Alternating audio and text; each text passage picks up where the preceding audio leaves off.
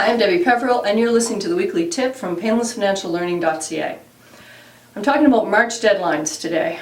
There's big deadlines in February. The T4s and the T5s are due. RSPs have to be contributed by the end of the month.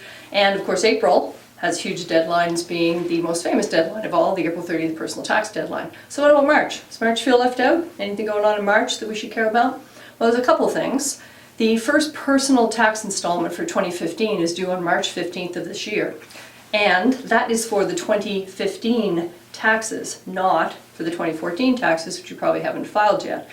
So it's based, the installment amount, on the 2013 amount that you owed. So I often get a lot of questions. Should I make that installment? Shouldn't I make that installment? What should I do? And my general policy around CRA is that you send them all the money that you have, and they'll send back whatever they don't want. That's supposed to be a joke.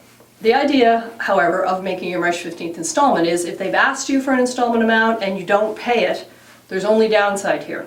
If you pay it and you don't need to have paid it, they'll give it back to you with interest. If you don't pay it, they're going to charge you interest on that. So it's unlikely you can predict your 2015 income by March 15th of this year. So my advice would be to pay it. Other things to do this month, the T3s for the trust returns are due by March 31st, so you should be working on that fairly soon. Anything else?